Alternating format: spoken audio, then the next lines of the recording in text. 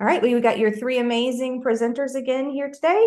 We got Dr. Becky Smith, Dr. Kurt Smith, and Renee Wyatt. I'm going to pass it off to Dr. Becky Smith to get us started for the day. All right. Thank you, Dr. Scamahorn. All right. It's so good to be back with everybody. This is our last day together. We've come to all through all five of our sessions. So great job for making it back. Again, this is a collaboration, North Central Regional Center, the Southern Rural Development Center, Purdue, NC State, and Mississippi State. And the goal of our curriculum is to help you be able to prepare yourselves or to be able to give community educators, extension educators, and community educators, nonprofits, the ability to support landowners and getting them ready and in the thinking about secession. So before you go to the professionals so that you can use everybody's time wisely and help you see the obstacles coming forward. So the curriculum, of course, you know now, so we're gonna move right ahead. You've met us already. And there's a slide here for you to put your information on when you go to do this yourselves. We're going to do general information. This is like a disclaimer. So the laws are different in different states, and so you got to pay attention to that. We are not providing legal advice. You want we want to stay in our lanes. We're not lawyers, and we're going to stay in our lane and stay safe that way. So we're get good at referring. Again, this is a curriculum to help us help the landowners that we work with. When we come together, we like to ask to be careful about sharing personal stories and real specifics because you never know who's in the room and who might be taking advantage. So we do want to be, relevant questions. We want to be asked and be able to answer, but those real specific stories need to be not addressed in the room. Okay. So we start out each of the sessions with some vocabulary, and how I'm wondering in the chat if you could tell me how are you feeling about the difference between succession planning and estate planning? So maybe something for those of you that can. I see some of you were driving, so don't do it if you're driving. But what is succession planning? What is estate planning? What is the difference? And how are you feeling about it? Okay. When we're talking about succession planning, we just want to, because people use the terms differently, we just want to start by making sure everybody's on the same page. So succession planning, we really focus on the business and the transfer of the business. And estate planning is for more of the property after an owner is passed. So that's the way that we are defining it. We use the term successor and incumbent. It's very fancy, but that successor is that next generation, and the incumbent is the one that is holding it now. Okay, you guys are doing great. Thanks for engaging in the chat, for those of you that can, about the differences between the ways we're using these words. So businesses and land, again, we're using these terms very generally. So businesses could mean all different kinds of entities that we went over last Friday, actually. And land, again, very general, whether it's farming or forest, vacant, pasture. And this is what we're going to do today. We're going to talk about meeting planning and coordination for succession.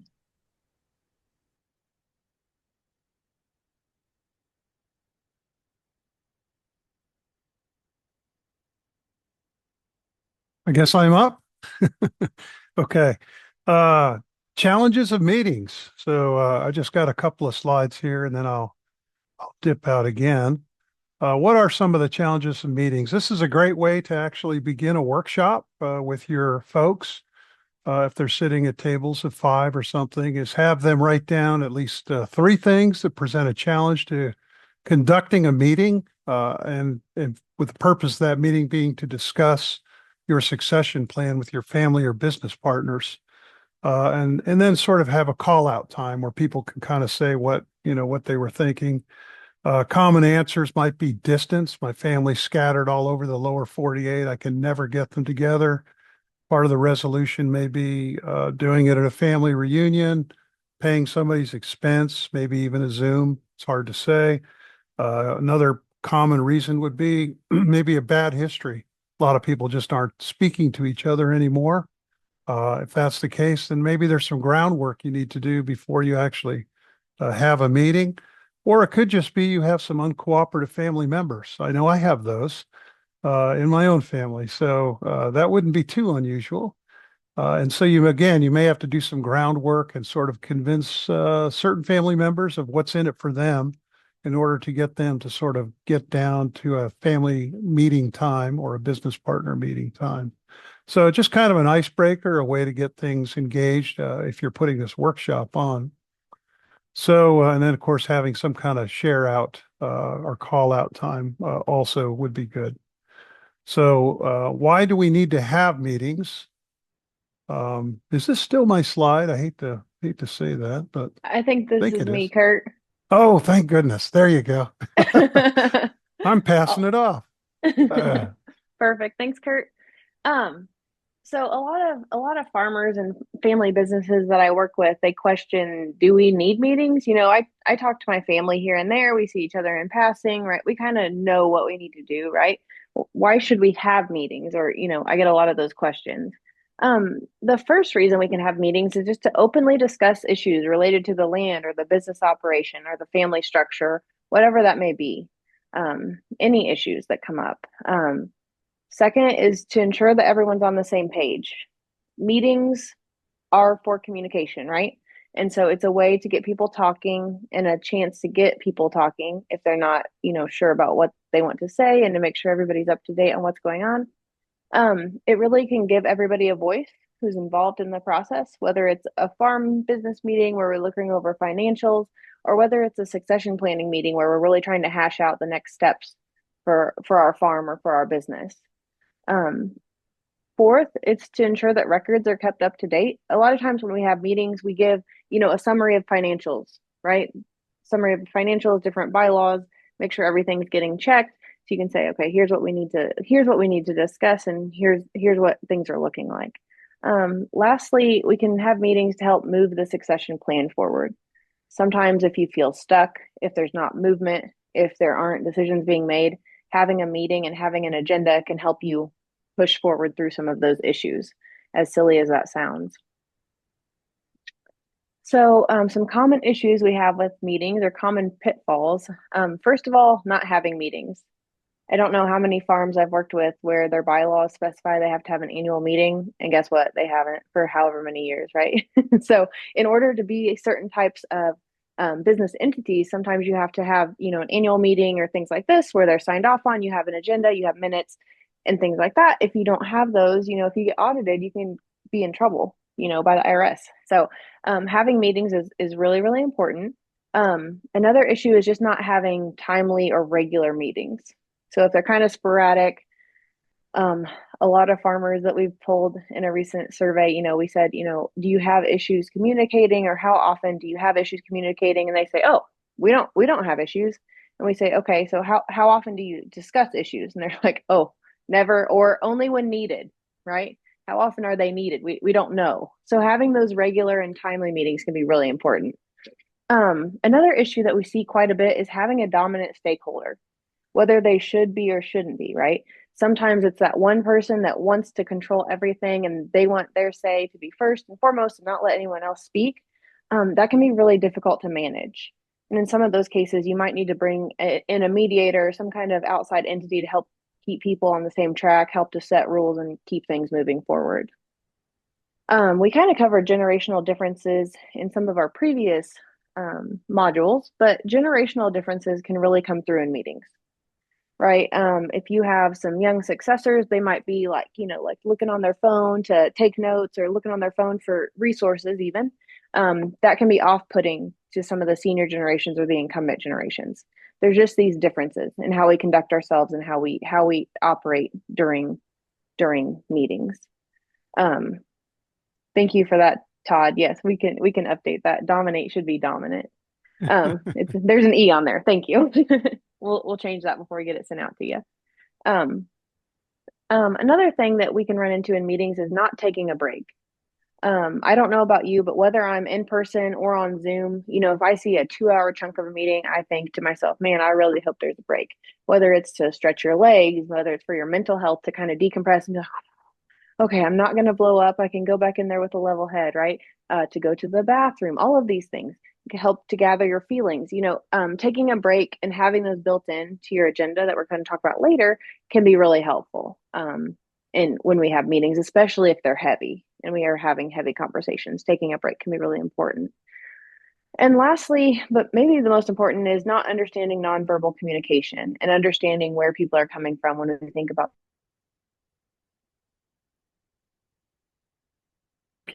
very, very interested in what.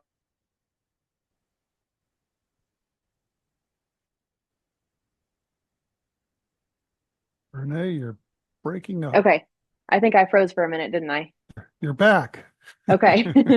So not understanding that nonverbal communication. You can have some people in the room who kind of sit there like this, and you can interpret that as, oh, they're upset, they're put off, and it really could be they're just really uncomfortable. So both as the sender and the receiver of those messages, it's really important to think about our nonverbal communication and how we hold ourselves in those meetings. So there's 3 different types of meetings that we can have in general when we think about succession and farm family businesses and, farmland and things like that. The first is day-to-day meetings. These would be your standard, daily operations meetings. Maybe they take place in the barn before we get dispatched for the day, right? Just to talk about what we're going to do, maybe for today and maybe for the week. Next, we have strategic meetings. These are really to think about goals and those long-term activities that we can have, whether it's, what kind of conservation plans are we going to have for our farmland? What are we going to plant? What does that look like? What's the agreement that we're going to enter there? We can have all these strategic planning meetings. And then we can have these annual business meetings where we can really focus on estate and succession planning. So we went through these next 2 slides in a previous module, but it's important to have it here too. When we think about, who is involved in different levels of the business, whether it's day-to-day planning, whether it's strategic planning, or whether it's succession planning, right? There's different people who hold different seats in that. So first we have the owners. Obviously, they're in the ideal position to initiate those succession discussions. They're involved at every level of the process. So likely they're the ones working in the business, they're making decisions, they're making succession decisions, and they're very involved in the long-term decision making. So yes, they should be at the table for all these meetings, right? Next, you have the on-farm or, they're in the forest heirs, and they're involved in most aspects of the process. We should really pay attention to their input, especially when we're thinking about long-range decisions and what we're going to do with the property or the farm moving forward. And the next slide talks about people who are a little bit less involved, right? So these are the off-farm heirs or their potential successors, maybe. They may be involved in ownership at some point. So they might want to be involved in those succession discussions too. If they're going to be owners in the future, they probably want to have a say. We have those tangentially related family members. We talked about those people before, right? Those are the cousins or people who, remember growing up and coming to grandma and grandpa's farm and, having that legacy, and that legacy component is really important to them. So they might want to be, informed of what's going on. They probably don't need to be involved in all the meetings. And then we have unrelated business members, right? The people who aren't related to us, but they're integral to the day-to-day operation of that farm or business. These can be employees, tenants, these different people. So they're not obviously involved in the day-to-day in the strategic planning or the succession planning, but they are involved in those day-to-day meetings that we have. So we put this table together to really think about, who's at the table and when. So we start in that core, right? These are the current owners. They're establishing planning goals, operational goals. They're thinking about key players using some of the resources that we've gone through in these modules. So that circle is pretty tight, right? It's that black circle in the middle. It's pretty tight. As we move to those second tier participants, our table gets a little bit bigger, right? We're bringing in the children, the next generation owners. They can really help to modify the plan, helping to give feedback, receive feedback, try to get aligned with those current owners, right? We're trying to come to some kind of agreement in long-term goals, what that succession looks like, how all this comes together. And then that third tier participant, that's when we really make that table even bigger. These are the other people that need to be at least informed of the decisions that have been made in the previous two levels. So these could be spouses, extended family. So in this portion where we're talking about this really big table, we're sharing out the plan, right? We're letting people know what decisions have been made and why, and how we're going to move forward from here. So we have a handout for you to think about who's at the table and when. The first thing that we have to do is to determine who should be involved in your succession planning. And that might seem straightforward, but that can take a lot of time to discuss and kind of decide on. So we have this guide for you. It has the relation to the land or farm, their level of involvement. Do they get a vote, and who are they? So we really encourage you to use this with your clients or use this with yourself to list those different people who are involved in the process, and to think about how they can have a say and how they can be involved. And I think with that, I'm going to hand it back over to Kurt. Okay, thank you, Renee. So how to prepare for your meeting. And I think a lot of the stuff here is very intuitive. I guess I'd pull back for just a second and I'd say meeting really is planning. It is the stuff of planning. And so it's vitally important. Kind of forces people to have goal alignment so that we're not talking past each other. It forces people in your family and business to sort of converse and decide those things that they can let go of, those things that they absolutely have to have, and sort of forces them to reach consensus. So it seems a little odd sometimes when you see, oh, they got a whole module on how to plan a meeting. Well, that's just getting people together to talk, but it really is the stuff of planning. So very important. And with that, very important that you invite the correct group of people to the meeting. So those people that have a sincere and real interest in the meeting, whether it be emotional, whether it be from a business standpoint or a consulting standpoint. Very important to have ground rules for your meeting. And so, that may translate into people get 5 minutes to talk. It may mean I have a moderator that stops somebody after 5 minutes and says, hey, put that idea in the parking lot. We'll come back to it when we circle through the agenda. So very important to keep things from being sidetracked, having ground rules of how this thing's going to go. Developing an agenda. So that's a big one. That's kind of my pet peeve for meetings at my university. Hopefully nobody's listening to this, but having a meeting with no agenda to me is just a train wreck. It's pretty much like open mic night. So you always want to have a purpose and a focus to what you're going to talk about in order to keep things on track. So I guess the next bullet down there, if you follow the arrow around, is avoid having the meeting at the kitchen table. So I guess that's their way of saying not being too informal. I think it's not necessarily saying there might not be a reason for that, but saying there should be have a formality about it and be purposeful. Another real key part, and I think Renee has sort of hinted at this in the prior slides, is allowing each person to share their opinion. And that kind of maybe goes to that body English slide. There are those folks that I'm one of those at a meeting. You can tell you can tell what I'm thinking just by whether I sit there and don't say a word. And there's other people that look like they're completely good with everything and they leave the meeting and they're fuming. And so, uh, for that purpose, if for nothing else, you really have to let people share their opinions. And you have to respect each other's time. For people that are busy people that set aside an hour for people to go on and talk about things unrelated to the agenda or to kind of air things out or to take other people's time can really derail a meeting just as much as not having good ground rules or not even having a good agenda. So the other part maybe is then also to have some sort of process figured out about how to decide and talk about how the decisions are going to be made. So consensus, 100% consensus, simple majority, all those kinds of things, how many meetings we need to have. So these are all common sense in a way, but I think if you flesh them out in your mind, you can see a lot of nuance to it and a lot of opportunity to prepare to make your meetings more effective. So here's a form put together. Again, a lot of these forms are very simple. I think most of the ones in this presentation are either coming from my publication or Renee's publication. And there are lots of them out there, from probably a dozen of them that you can access online.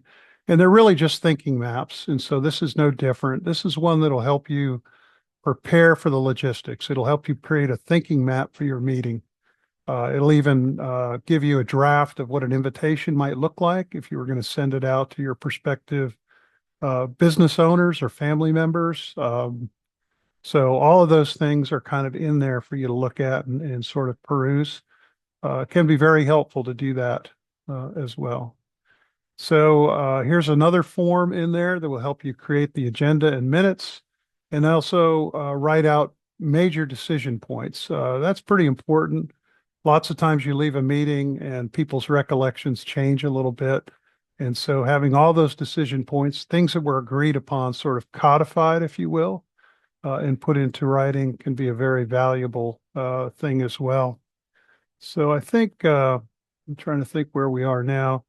This interpreting verbal and nonverbal communication. I guess the rest of the slides are mine. Oh my goodness. I was looking back down at the agenda there. So yeah, lots of ways of looking at this. Basically sort of paying attention to the way people behave. And I guess I won't belabor it. Some people are very good at picking up on body English and some people are very bad at doing it. So people that are disinterested, cracking jokes, laughing, hands down, all these things mean things. And so it's good for you to sort of check in with the people at your meeting and possibly tap the brakes, back up and try to engage those people that are disconnected for one reason or another in order to keep the flow of your meeting going. So tips for creating effective meetings and creating a safe space.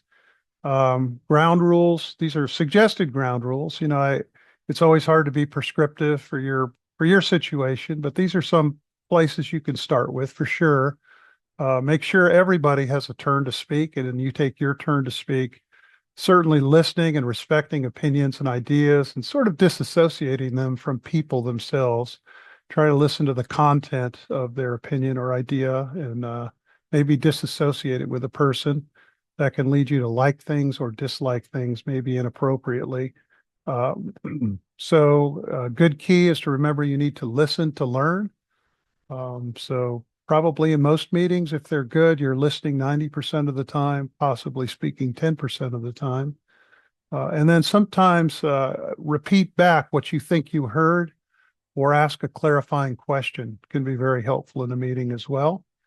And then, of course, I guess I already said, critiquing the message, not the messenger. So other tips, starting and ending on time, staying on topic, sharing the meeting notes when you're done, the action plan, honor the commitments and decisions made by the group, ensure that everybody participates, or at least they make a conscious choice not to because you checked in with them and they don't want to or they do want to. And agree on a process of how that decision point actually gets reached. So those are tips and examples. They're certainly not foolproof or anything like that.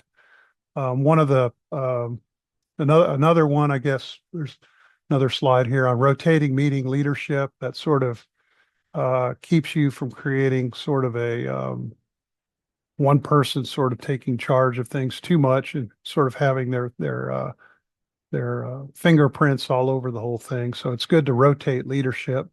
Always come prepared. Side conversations and comments. I'm notorious for this. I love to make little comments and side conversations. And that probably means I don't find the meeting helpful. So there's a body English thing you can interpret there too, but it's definitely something you want to pay attention to and sort of monitoring yourself, being honest and respectful. And this is a really important one, I think. You can really a bad leader can try to control things by controlling the agenda, both in content, and you don't want to do that. You want to give everybody a chance to review the agenda and amend an agenda, but you also want to provide an opportunity for everybody to view an agenda in advance. That gives people time to think, not just the person that is leading the meeting that may have a particular way they want to go. So always giving plenty of advance time. I would say, they say a few days. I would say a meeting that you've taken the time to put together, I would say at least 1 or 2 weeks in advance would be a reasonable thing to do. Other things, obviously, no interrupting. Let people say their piece and then go on. And then also don't interpret silence as equaling agreement, as what I think is intended in that last bullet. So the ultimate goal is focusing on the message, the underlying feelings of the speaker and yourself. There's always a quote I use sometimes in succession planning. Sometimes people like it, sometimes they don't. But Eisenhower used to say, preparing for a battle plan or an invasion or something, he used to say the plan means absolutely nothing. He would say the planning or the meeting of all my underlings together means everything. And what he means by that is this is where goal alignment takes place. This is where contingencies are developed. This is where agreement is made. All those kinds of things that will make you successful. So I think that could be our last slide, and we're going to take questions at this point.